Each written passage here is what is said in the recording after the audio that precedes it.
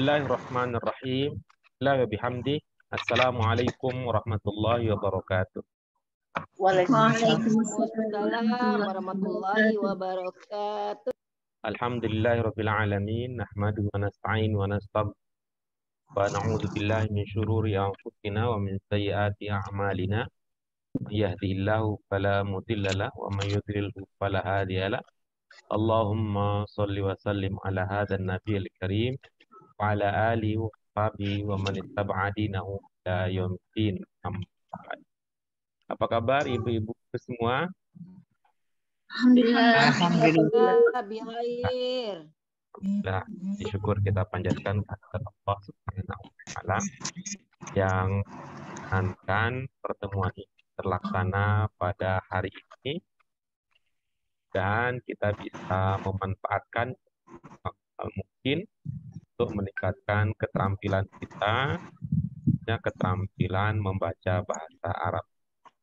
Doa keberkahan dan rahmat tidak lupa kita sampaikan Nabi kita Nabi Muhammad SAW sebagai tanda cinta kita, sebagai tanda bahwa kita selalu terima kasih untuk jasa-jasa beliau membimbing umat manusia menuju jalan yang benar. Ibu-ibu sekalian, hari ini insya Allah kita akan melanjutkan pelajaran kita. Kita akan masuk ke pelajaran yang baru, ya, pelajaran yang baru dengan pola yang baru.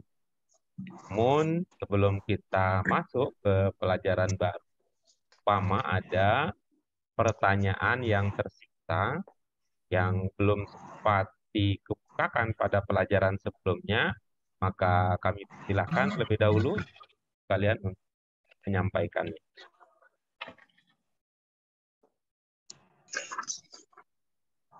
Aman ya ibu-ibu untuk pelajaran yang sebelumnya? Insya Allah aman Pak Guru. Oke, baik. Baik, kita lanjutkan hari ini dengan pelajaran kita yang baru. Kita akan masuk ke, setelah kemarin tuntas pelajaran ke-4, kita akan masuk ke pelajaran yang ke-17. Ad-Darsus Sabi'a Asyara. Untuk itu ibu-ibu sekalian, mari kita awali pelajaran kita pada hari ini dengan baca. Bismillahirrahmanirrahim. Allahumma Rabbana zidna ilman nafi'an warzuqna fahman fasihan rahmatika ya arhamar rahimin. Ya, baik ibu-ibu sekalian, pada pelajaran kita yang lalu bagi pengantar untuk masuk ke pelajaran baru, kita sudah membahas tuntas unsur dalam sebuah kalimat bahasa Arab, mulai dari struktur yang paling sederhana sampai struktur lengkap. Mulai dari pola yang sederhana sampai pola yang lengkap. Pola yang paling sederhana itu apa? Pola yang paling sederhana adalah sebuah kalimat yang terdiri dari mubtada dan khabar. Yang paling sederhana. Nah, nanti yang bervariasi itu adalah jenis-jenisnya saja. Yang jenis yang menjadi mubtadanya variatif, yang menjadi khobarnya juga variatif. Itu yang paling sederhana. Kemudian berikutnya kita juga sudah belajar selain mubtada khobar, kita juga sudah belajar fiil dan fa'il. Ya, fiil dan fa'il. Walaupun kalau kita bandingkan antara kedua pola tersebut, dalam bahasa Indonesia pola yang populer yang banyak kita temukan adalah kalimat yang terdiri dari subjek dan predikat. Kalau dalam bahasa Indonesia itu banyak keserupaan dengan mubtada khobar. Sedangkan yang kedua ini yang tadi kita sebut masih sederhana menurut dalam aturan bahasa Arab, fiil dan fa'il. Di dalam bahasa Indonesia kita tidak menemukan pola yang standar seperti ini. Nah, ada memang dalam bahasa Indonesia pola yang berbalik, tapi itu bukan standar, melainkan itu menunjukkan makna apa? Makna penegasan. Jadi kalau kita misalnya berkata bahwa masuklah ia ke dalam kelas, itu punya penekanan tertentu dalam bahasa Indonesia, itu bukan kalimat biasa. Ya, kalimat biasanya adalah dia masuk ke dalam kelas. Tapi kalau sudah berbalik, masuk ia ke dalam kelas, itu menurut bahasa Indonesia itu sudah ada makna lain, yaitu ada makna penekanan. Sedangkan kalau dalam bahasa Arab, sudah biasa, kalau misalnya kita menemukan ada yang ismiyah, ada yang fi'liyah. Ahmad yaqra'u, dengan yaqra'u Ahmad, Ahmad yajlisu, yajlisu Ahmad itu biasa. Ya, itu biasa. Tidak menunjukkan ada penegasan seperti halnya dalam bahasa Indonesia. Itu yang sudah kita bahas. Lalu ini berkembang, ibu-ibu sekalian, kita berkembang pada kalimat-kalimat tertentu, nanti ada kalimat yang memerlukan tambahan unsur lain selain subjek dan predikat. Apa unsur tambahan itu? Yang sudah kita pelajari adalah unsurnya berupa apa yang kita kenal dengan istilah objek dalam bahasa Indonesia.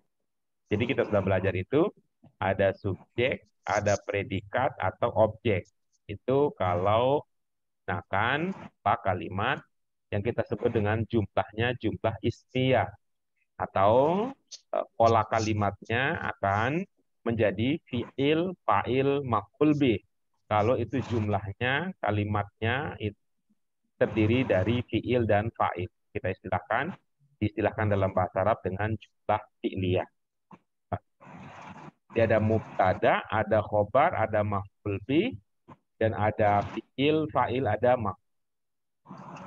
Sementara yang lain, ibu-ibu sekalian, nanti kita akan jelaskan lebih lanjut ya tentang tambahan-tambahan yang tadi. Ini kita sedang berbicara tentang unsur pokok dan unsur lengkap. Ya, unsur pokoknya tadi adalah subjek dan predikat. Bisa ditambah dengan apa? Bisa ditambah dengan objek. Dalam bahasa Arab diistilahkan ada maf'ul. Berikutnya, ibu-ibu sekalian, kalimat itu bisa berkembang lagi dengan tambahan lain.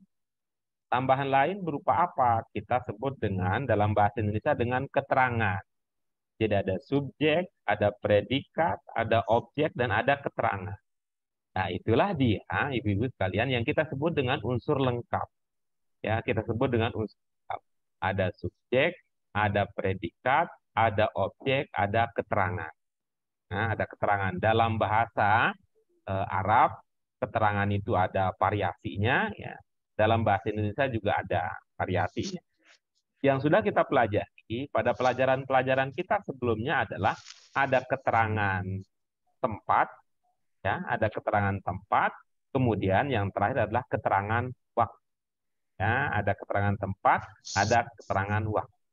Jadi kalau kita mau, ibu-ibu sekalian, kalau kita mau simpulkan secara lengkap, berarti pelajaran yang sudah kita pelajari dari buku pertama, ya, buku pertama sampai pada pelajaran kita ini, ya, buku pelajaran ke-16, kita sudah mempelajari versi bahasa Arab untuk apa?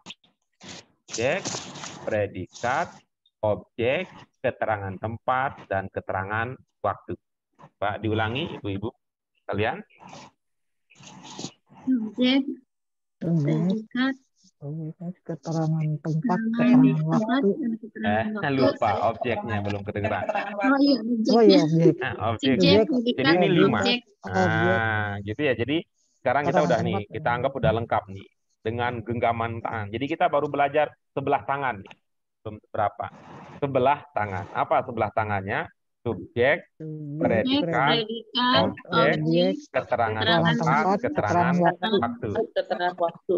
Nah, cuman itu tuh kalau dalam bahasa Indonesia sederhana. Tapi kalau dalam bahasa Arab, karena ini bahasa yang lebih tua, bahasa istimewa, bahasa pilihan, tentu tidak sederhana bahasa Indonesia kita, tapi akan menjadi sangat sulit bagi kita memahami bahasa Arab kalau bahasa Indonesia aja kita nggak paham. Ya, kita tidak paham apa itu subjek, kita tidak paham apa itu predikat, kita tidak paham itu apa objek, kita tidak paham keterangan tempat, kita tidak paham apa itu keterangan waktu, tentu akan lebih berat tantangannya kalau kita belajar bahasa Arab. Ya. Kalau kita belajar bahasa. Seperti yang tadi ya. Seperti tadi yang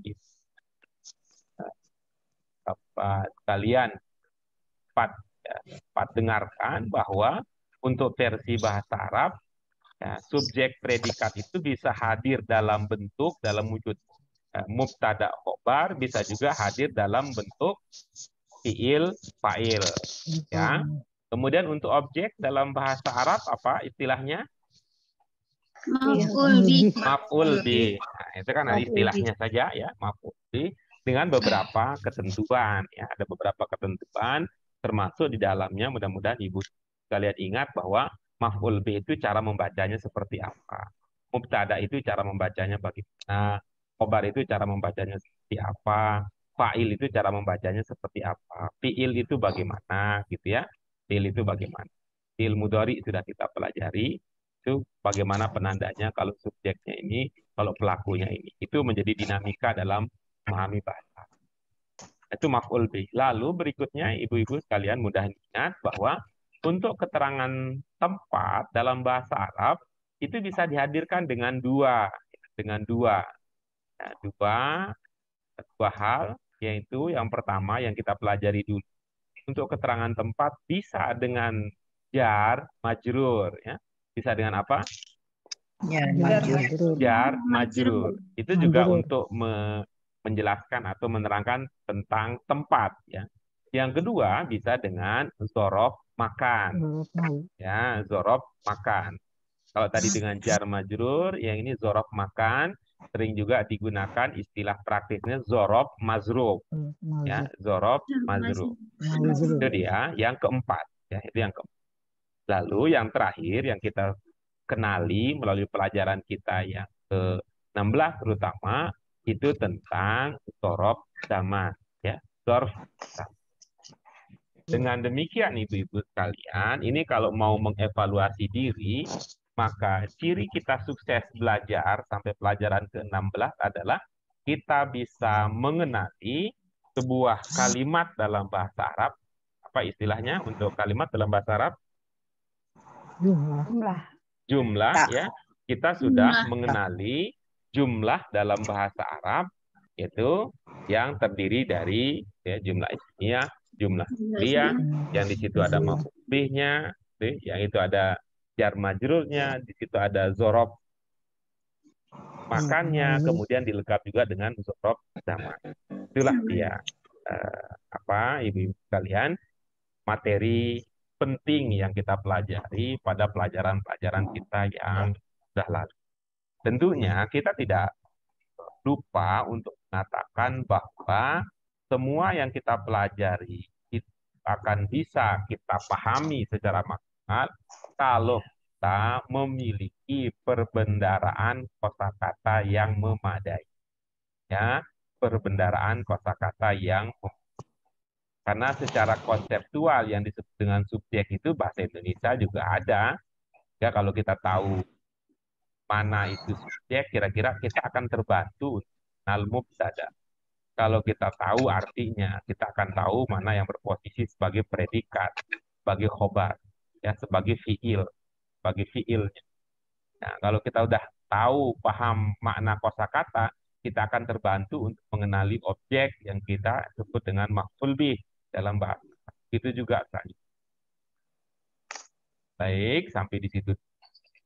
Kemudian, ibu-ibu sekalian, satu lagi tambahan yang perlu diingat terkait dengan pelajaran kita yang lalu.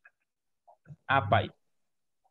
Bahwa semua yang tadi kita sebut, yang kita ada, yang kita sebut khobar, yang kita sebut dengan fa'il, yang kita sebut dengan maf'ul bih, yang kita sebut dengan majrur, yang kita sebut dengan zorof, mazruf, itu bisa diapakan? Bisa ditambahkan. Jadi ibaratnya bisa dikasih aksesoris tambahan. Jadi mubtada bisa ditambahkan aksesoris tambahan. Ya. Kemudian khobar bisa dikasih aksesoris tambahan. Kemudian maf'ul bih bisa dikasih aksesoris tambah. Kemudian zorob bisa dikasih itu aksesoris tambah. Zorob zaman, zorob makan juga demikian. Secara umum begitu.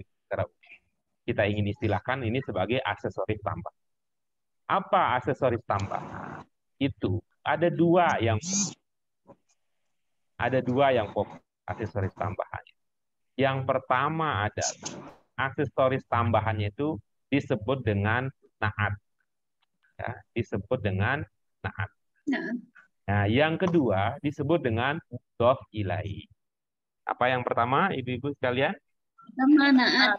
Naat. Kemudian yang kedua namanya Mudhof ilaih. Nah, ini kalau namanya naat dan mudhof ilaih ini, ibu-ibu sekalian, itu di luar dari yang tadi. Ya, di luar yang tadi.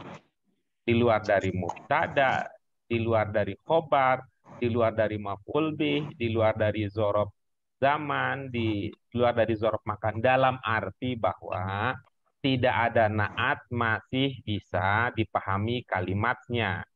Tidak ada mudhof ilaih masih dipahami kalimatnya, asalkan tadi sudah ada mubtada, khobar, atau fiil fa'il. Nah, ini artinya sebagai tambahan. Kita sebut ini sebagai tambahan. Saya istilahkan tadi, saya ibaratkan seperti aksesoris tambahan. Mubtada bisa kita tambahkan naat. Ya, lihat lagi pelajaran kita yang sudah-sudah ya. Khobar juga bisa kita tambahkan. Kita berikan dia naat. Maf'ul bih juga kita bisa berikan dia naat. Itu juga zorob ya. Zorob ya. Ada keterangan waktu, ada juga bisa kita kasihkan dia naat. Keterangan tempat juga bisa kita kasih. Posisinya seperti itu. Nah, ini kita sebut dengan aksesoris tambahan. Ya, aksesoris tambahan, naat, kemudian mudhof ilaih. Ya, ada naat, ada mudhof. Yang menjadi pelengkap pemahaman kita tadi, kalian, kalau mubtada dikasih naat, maka mubtada itu punya dua sebutan. Jadi, ya, ada sebutan utamanya itu mubtada, ada juga sebutan sebagai tadi, sebagai tambahan aksesoris. Ya, utamanya adalah mubtada, kalau ditambahkan naat maka dia namanya juga disebut dengan man'ut. Ya. Yang fungsi utamanya adalah sebagai mubtada, jika diberikan mudhof ilaih, maka si mubtada itu punya nama juga gitu. Ya, punya tugas tambahan sebagai apa? Sebagai mudhof. Begitu juga khobar. Khobar nanti bisa sekaligus sebagai man'ut, bisa juga sebagai. Begitu juga maf'ul bih. Maf'ul bih bisa sekaligus dia juga sebagai man'ut, bisa juga sebagai. Itu juga halnya dengan yang ada di makan maupun di zorob. Ya, memungkinkan. Ya, mudah-mudahan ibu-ibu sekalian nyambung ya dengan pendahuluan ini. Tentu kalau ingin melihat detailnya, ibu-ibu disarankan, ya ibu bapak semua disarankan untuk membuka kembali pelajaran kita dari pelajaran yang pertama. Ya, dibuka lagi untuk. Oke, apa ada yang ingin dikomentari, ditanyakan terlebih dahulu setelah kita berikan pendahuluan berdasarkan pelajaran yang sudah kita diskusikan sebelum-sebelumnya?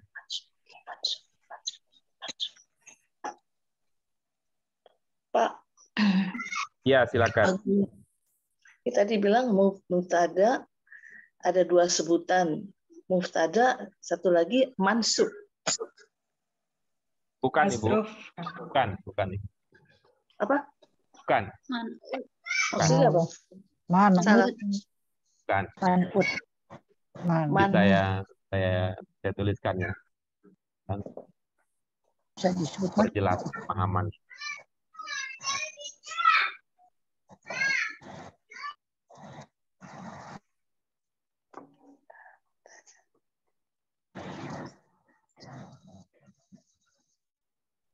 Ada.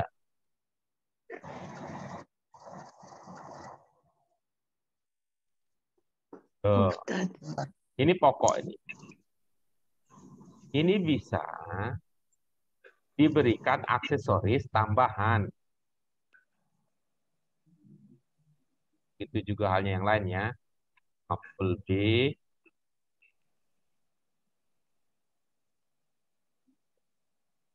loncatan. Ini Mubtada. bisa ditambahkan aksesoris tambahan, penjelasan tambahan. Apa gitu ya?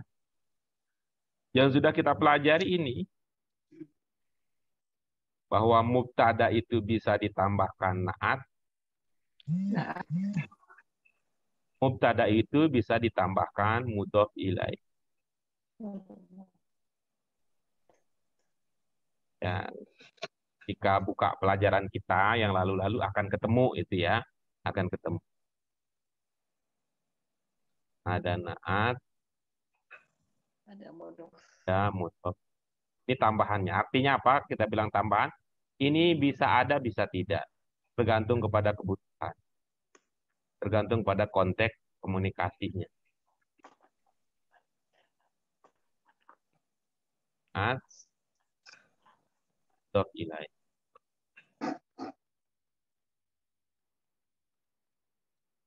Oke. Tadi yang kita sebut adalah kalau mubtada diberi tambahan naat atau mudhof ilaih, maka si mubtada ini juga punya gelar tambahan. Ya. Maka si mubtada ini juga punya gelar tambahan. Si khobar ini juga punya gelar tambahan. Si maf'ul bih ini juga, ya, si maf'ul bih ini juga punya gelar tambahan. Gelar utamanya mubtada, gelar utamanya khobar, gelar utamanya maf'ul bih. Ibu-ibu sekalian bisa nyambung ya kalau saya mengatakan gelar ya. Iya. Saya Iya, kadang-kadang Bang. menggunakan gelar, saya gunakan fungsi, kadang saya gunakan jabatan, karena saya tidak terlalu tidak terlalu mementingkan istilah, tapi saya ingin mencari kata-kata yang bisa mendekatkan ibu-ibu sekalian kepada pemahaman. Gelar tambahan. Apa dia gelar tambahannya tadi, sebutan tambahannya tadi? Kalau dia diberi naat, maka mubtada ini bisa juga disebut sebagai man'ut. Ya. Kalau dia dikasih mudhof ilaih, maka mubtada ini bisa juga dia disebut dengan mudhof.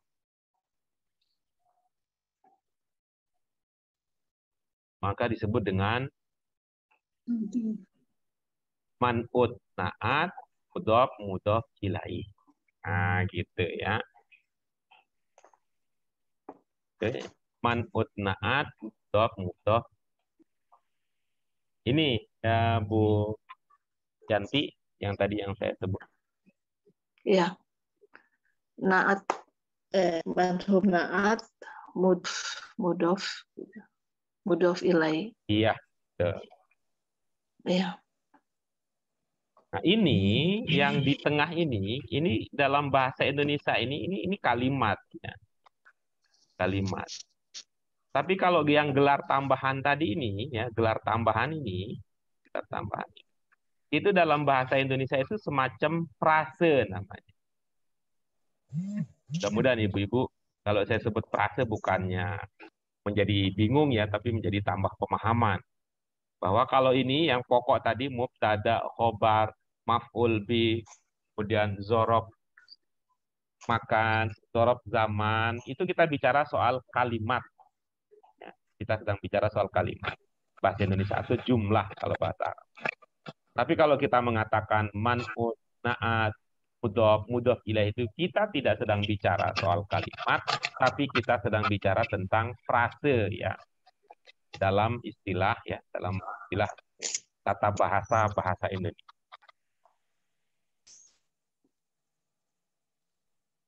Oke. Ya, ada pertanyaan? Terima kasih. Ibu-ibu sekalian, kalau sudah sampai pada pemahaman kita tadi, boleh dilupakan ya, ibu-ibu sekalian. Yang tadi itu boleh dilupakan. Kenapa boleh dilupakan? Itu hitung-hitung membuka lapangan pekerjaan. Siapa? Buat siapa? Ya buat saya terutama. Kalau ibu-ibu mengambil fasilitas lupa, wah saya dapat pekerjaan untuk mengingatkan, kan dapat pahala. Dapat pahala. Ya, ibu-ibu sekalian. Tapi kalau soal arti ya, soal arti, soal makna, mohon ya, saya memohon kalau soal arti, soal makna, mohon itu jangan dilupakan.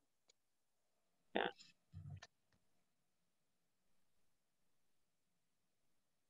Yang dia apa? Yang tadi. Yang Iya.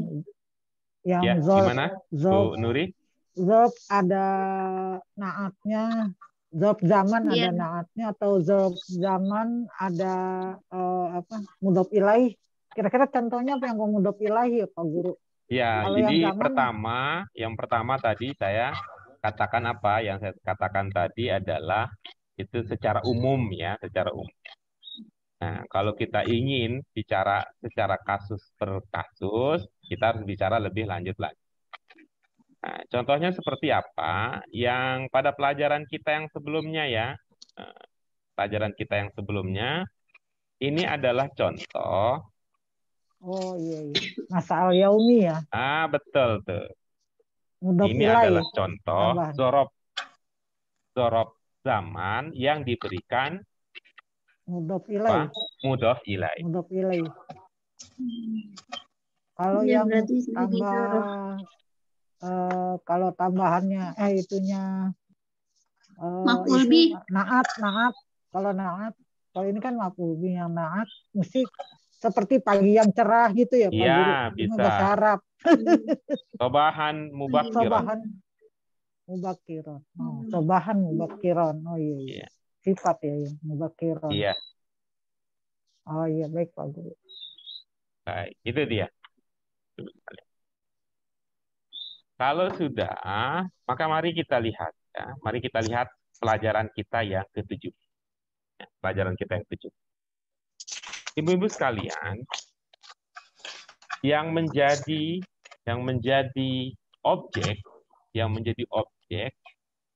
pada pelajaran-pelajaran kita yang sebelumnya itu biasanya itu berkaitan dengan isim. Nah, berkaitan dengan isim. Pada pelajaran kita ini yang akan menjadi objek ya, tapi ini sangat terbatas ya, sangat terbatas. Nah, yang akan menjadi objek pada pelajaran kita ini berkaitan dengan perbuatan. Yang dalam istilahnya itu bahasa Arab itu berkaitan dengan fi'il. Yaitu apa? Tentu ini kalau khobarnya itu atau fi'ilnya itu berkaitan dengan perbuatan hati, berkaitan dengan perbuatan yang abstrak. Seperti apa contohnya di sini? Contohnya kan mau. Contohnya mau. Kita dalam bahasa Indonesia kan kita bisa, saya mau pergi. Nah, misalnya gitu ya. Saya mau pergi. Itu saya itu adalah subjeknya. Mau itu adalah predikatnya. Pergi itu sebagai objek. Saya kira begitu. Ini kan berbeda dengan kalau kita mengatakan saya mau. Kalau itu standar ya. Saya sebagai subjek, mau sebagai predikat, kemudian sebagai objek. Ini kita akan mempelajari semacam itu.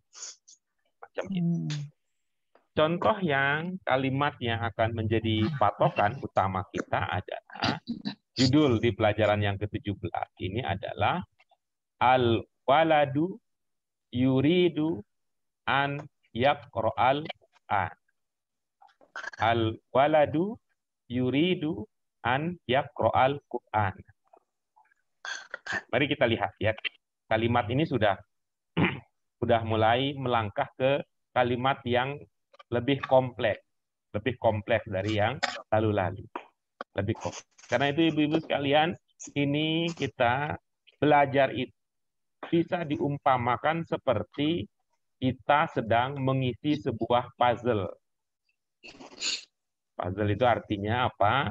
Ya, kita isi satu potong, satu keping. Mungkin ada yang kita udah dapat di ujungnya dulu, mungkin di bagian bawahnya dulu, di bagian atasnya, nggak apa-apa. Walaupun kita punya langkah-langkah yang strategis, langkah-langkah yang terstruktur, tapi kita memahaminya bisa jadi seperti puzzle. Ya, kita usahakan tentu program kita bertahap-bertahap. Kita juga sudah disusun sedemikian rupa, bertahap, berjenjang. Tetapi pemahaman kita bisa jadi, oh ini ujungnya justru yang kuat, ininya awalnya justru yang melemah. Apa? Asalkan ibu-ibu, bapak sekalian, kita semua istiqomah. Asalkan kita istiqomah, maka puzzle kehidupan kita belajar bahasa Arab itu nanti akan lengkap. Ya, bisa jadi posisinya sudah dapat semua kepingan puzzle-nya. Tapi kok ini nggak cocok di sini ya? Coba geser di situ. Coba. Nah, nanti akan tiba masanya, semua puzzle itu akan lengkap, maka akan terlihatlah indahnya. Ya, terlihatlah indahnya lukisan atau bentuk atau gambar yang ada di dalam puzzle. Kita ini tidak membuat baru, kita tidak membuat baru. Tetapi yang sudah ada dalam pelajaran dalam bahasa Arab itu yang akan kita coba. Kita lihat yang pertama nih al-waladu, kemudian ada yuridu. Yuridu apa? Ingin apa?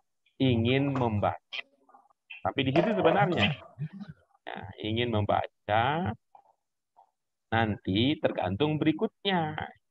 Fiil yang digunakan, yang perbuatannya itu sebagai objek, itu nanti berobjek lagi apa tidak. Saya ingin hadir, tapi berbeda kan pemahaman kita kalau mengatakan saya ingin hadir dengan mengatakan saya ingin makan. Ya, kalau saya ingin makan, tentu kita pikir apa yang akan dimakan. Kalau mengatakan saya hadir sudah cukup, gitu ya, sudah cukup bisa dipahami. Atau saya ingin jalan, ya, saya ingin jalan sudah cukup sampai yang dalam bahasa Indonesia nanti kita sebut dengan ada kata-kata fiil yang bermakna transitif, ada fiil yang bermakna intransitif.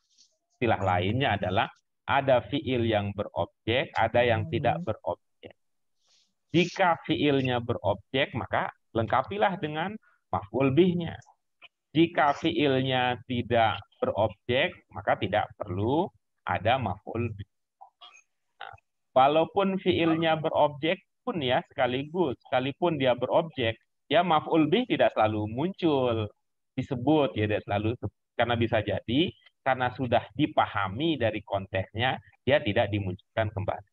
Tapi kalau untuk tulis biasanya dimunculkan secara lengkap. Itu dia, jadi patokan pola kita untuk pelajaran ke-17 ini. Al-waladu yuridu an yaqra'al Qur'an. Ya. Yang kedua, ibu-ibu kalian. Nih. Yuridu apa jenisnya? Iya. Yaqra apa jenisnya? Dalam bahasa Arab ini ya, beda dengan bahasa Indonesia. Antara kedua fiil itu harus ada jarak. Harus ada pengamannya, harus ada satirnya, harus ada hijab, harus ada jaraknya supaya tidak baratnya kalau ini memukul, jangan jadi pukul-pukulan jadinya. Ya, jangan jadi bentrok. Apa? Itu ada an. Adaan. Adaan. Ibu Bapak pernah ada yang makan adaan? Enak. Enaknya aja, Pak. Apa itu? Enak banget. Adaan. Adaan. Ada Atau adaan. Pempek. Ada pempek itu kalau adaan. Atau makmuman. Adaan itu biasanya orang Palembang. Iya, betul. Pempek Palembang.